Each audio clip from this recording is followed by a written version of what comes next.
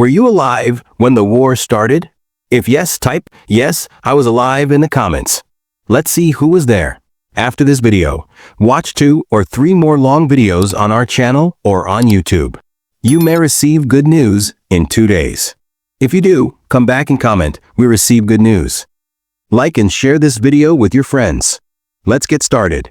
They were children asking permission to feel pain. Pennsylvania, 1945 spring. Light moved through tall windows of a military hospital and through long shadows across clean floors that smelled of soap and strong cleaner. 23 German girls stood in one hallway with stiff shoulders and eyes locked on the exam room door. The youngest was 14, the oldest 19. None had seen a doctor in 3 years. Their hair looked dull and dead. Their skin lay tight over sharp bones. The nurses tried not to stare at when Dr. Margaret Sullivan walked into the hall, holding her clipboard. Her white coat, bright in the morning light. One girl spoke in broken English and asked, "Will you hurt me if I cry?" The words stayed in the air like smoke. Dr. Sullivan stopped. Her pen froze above the page. She had treated soldiers torn by metal bomber crews, burned by cold, and Marines who had seen horror beyond words. But this was different. These were not fighters. They were kids. "No one here will hurt you," she said in a calm, soft voice. "Not for crying, not for anything." The girl later listed in records as Greta K. age 16 nodded.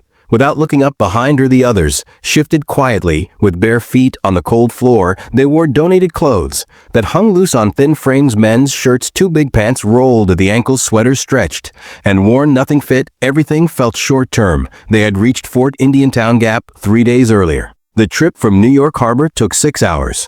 Through calm Pennsylvania land, white flowers covered trees, green hills rolled past, and children played in yards behind white fences. The girls pressed their faces to the bus windows in silence. It meant strange hands touching bodies that had learned to link power with pain. Silent, they watched a world that looked nothing like the one they left behind. No rubble, no craters, no smoke in the distance, only green fields and farmhouses with clothes on lines and cows feeding in open land that reached far. Without signs of war, the trip to America had taken longer. 4 weeks on a rebuilt cargo ship crossing an Atlantic that was still deadly, with sea mines drifting below like ghosts. They slept in metal holds meant for bullets, ate from army mess kits, and heard engines pound through steel walls as the ship rose and fell on water that never seemed to end. Most had never seen the ocean before. Some had never left their villages until the regime came to take them. Now they stood in a Pennsylvania hospital, waiting for exams, and the youngest were crying without sound. Dr. Sullivan had read their files, thin stories pulled together from Red Cross notes and military reports.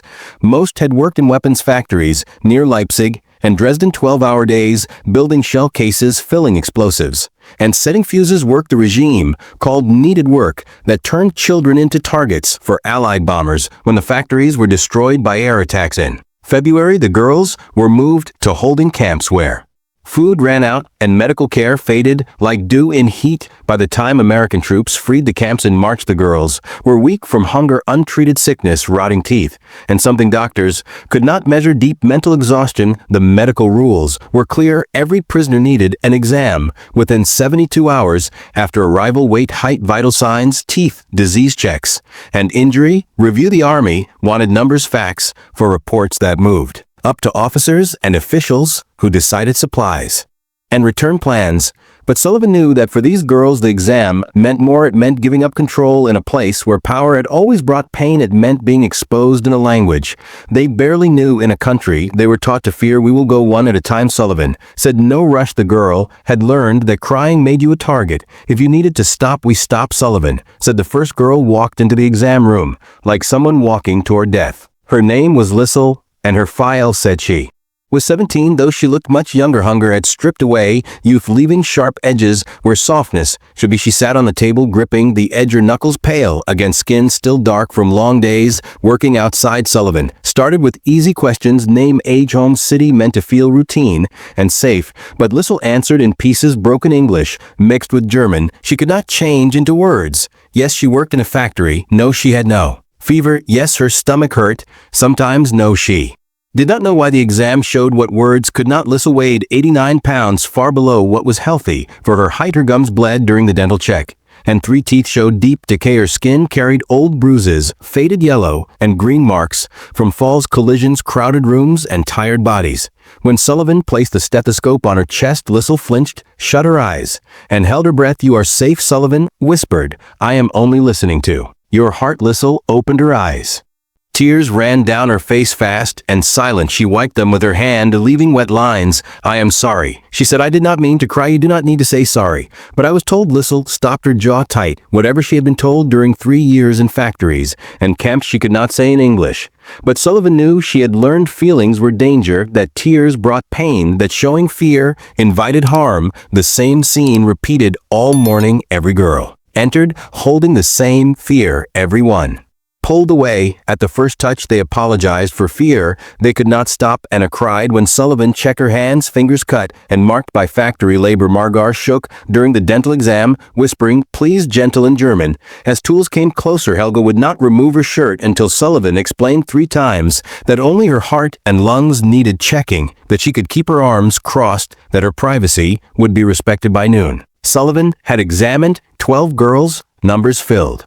The clipboard: average weight 78 pounds, average height 62 inches, signs of hunger everywhere, severe tooth damage, anemia, in many 2 possible tuberculosis cases needing isolation. But numbers missed the truth. The real story lived in how the girls stood, how they spoke, what they asked. "May I drink the water?" One asked. "All of it?" Another whispered. "Will we be sent back?" "Do you have bread?" The nurses helping Sullivan, Lieutenant Barbara Hayes and Corporal Ruth Kimmel, worked with trained calm, yet felt the heavy air. Hayes, who had served in French field hospitals, later wrote, "These children no longer recognize kindness. A smile makes them flinch. Offered food gets hidden away. They have learned that giving is a trick, and softness leads to harm. Teaching them trust will take years." The afternoon brought new struggle. 3 girls refused exams completely. They sat in the waiting area, arms tight, faces turned to the wall, answering nothing, believing no comfort. Sullivan did not force them. She knew that for some, losing control of their own body was the last insult. After years of cruelty, to force an exam, even a careful needed one, would only repeat the damage.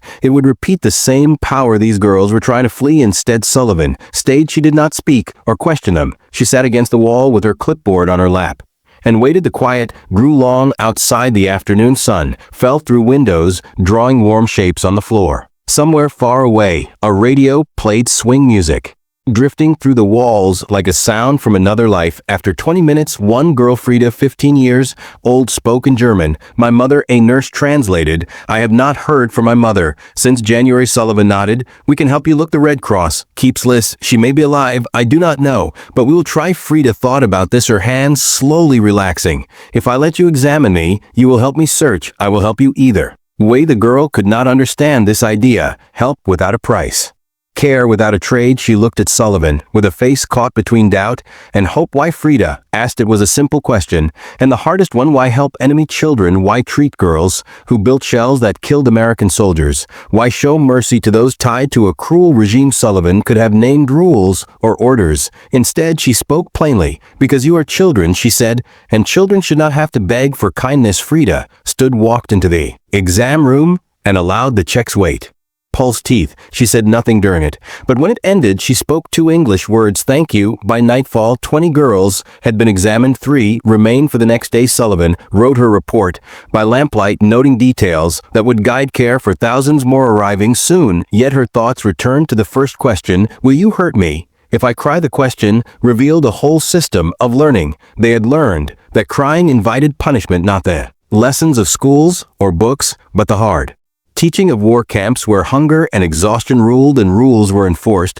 Without reason, these girls learned that tears caused trouble, that pain must be faced in silence, and that weakness brought harm. They learned it so deeply that even in safety, even among people meant to care for them, the fear stayed. Sullivan knew the medical exams were only the start. These girls needed food, rest, and care for sickness that could cause lasting harm, but they also needed something harder: to give the slow, painful work of letting go of fear. They needed time to learn that kindness was real, that crying was allowed, that asking for help would not be used against them. This lesson could not be rushed. It would take months, maybe years, built through small acts of steady gentleness that slowly restored trust. The next morning brought new trouble. 2 girls, Clara and Ing, both 16, arrived coughing blood. The possible tuberculosis had worsened overnight. They were isolated, at once moved to a bright ward where Sunlight poured in, and the air smelled of pine cleaner treatment, began rest food and early antibiotics that showed hope.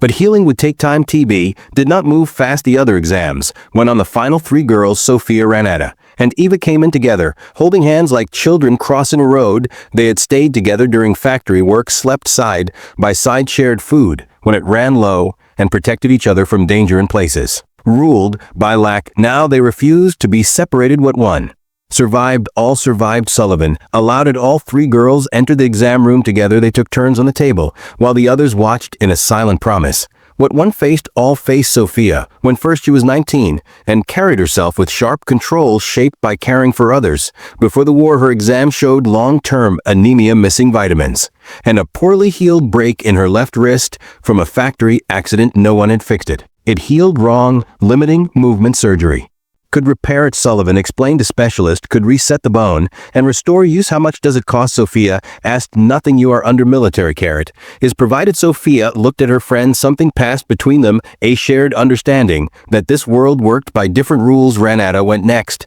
and cried during the dental check, not from pain, but from learning that the damage she lived with for 2 years could be fixed. Eva, the youngest at 14, fell asleep during her exam, fear and exhaustion finally easing as her body accepted rest. By late morning, all 23 girls had been examined. The information moved into reports shaping food supply, medical planning, and return schedules. But for Sullivan and her team, the numbers were not enough. They showed illness, but not humanity. Greta smiling when offered more food, Lissel asking to write home, Helga standing under endless hot water. These moments never entered reports, but mattered most. They showed thaw signs that the girls were crossing not just borders from Germany to America, but from a world of hunger and punishment into one of care and safety. Trust, once broken, returned slowly. They were safe now, and still afraid. Greta still hid food in her pockets. Marguerite still jumped when doors opened. Anna still asked permission to use the bathroom, trapped in habits built by control and fear. But slowly, step by step, new habits formed. The girls ate without watching their backs. They laughed, first softly, then freely. They asked about America. Was food always there? Did hot water ever end? Were there schools where children did not work? Lieutenant Hayes planned simple routines, English lessons in the morning, crafts in the afternoon, quiet evenings to talk, read, or sit. The aim was not to change who they were, but to help them understand they lived under new rules, with new chances and new futures. Medical care went on. The tuberculosis patients received daily treatment. Dental work repaired years of pain. Sophia's wrist was set for surgery. Food was added carefully, raising weight slowly to avoid shock. Each girl received therapy to heal muscles and joints damaged by factory labor. Yet the most powerful care could not be measured. It lived in small moments. A nurse using a girl's name, a doctor asking about bad dreams without blame, a chaplain speaking German only to listen. These moments gathered slowly until the girls began to believe the truth. They were safe, they could cry, they could ask, they could imagine more than survival. 6 weeks later, Sullivan examined them again. Bodies had changed. Weight rose to 97 pounds. Hair grew back. Skin softened. Energy returned. They moved less like frightened animals, more like young girls learning they could exist openly. But the mind healed slower. Nightmares stayed. Fear lingered. Trust remained weak. Greta still asked if food would end. Lissel still watched every door. Marguerite still whispered, as if loud voices brought harm. Some wounds fade slowly, some never fade at all. Sullivan's final July report listed treatments and results, but she added something rare. She noted that health was more than physical and recommended continued mental support, careful monitoring, and a slow return to civilian life instead of sending the girls back immediately. Her advice was mostly ignored. By August, most had been moved to displaced persons camps, waiting to return to Germany. Military rules and limited resources left little room for sentiment. But before leaving, each girl received a medical file detailing her care, and a letter from Sullivan written in simple English explaining that what they had endured was not their fault, that they deserved dignity, and that their future was still unwritten. Many kept the letters. Years later, historians found survivors producing yellowed, creased envelopes, proof that someone had seen them not as enemies, but as children. Greta K., the girl who had asked, "Will you hurt me if I cry?" returned to Germany in September. Red Cross records show she reunited with her mother in Hamburg, went to school, and trained as a nurse. In 1953, she wrote to Sullivan a letter that took 6 months to arrive, sent through multiple addresses. She thanked the doctor for the examination, the kindness, and the lesson that crying was not weakness, but humanity. She wrote that she became a nurse because of Sullivan's example, because she learned medicine was more than procedures and prescriptions. It was the practice of seeing people at their most vulnerable and choosing, despite everything, to be gentle. Sullivan kept that letter until her death in 1982. It sat in her desk drawer alongside citations and commendations. When her daughter cleared the office, the letter was what she saved, not for its history, but for what it meant. A single question from a frightened child in a Pennsylvania hospital revealed the central challenge of post-war recovery. Not just rebuilding cities and economies, but rebuilding human trust. The 23 German girls who passed through Fort Indiantown Gap in spring 1945 were among thousands processed in American military facilities. Their stories were not unique, but they revealed something crucial about war's aftermath.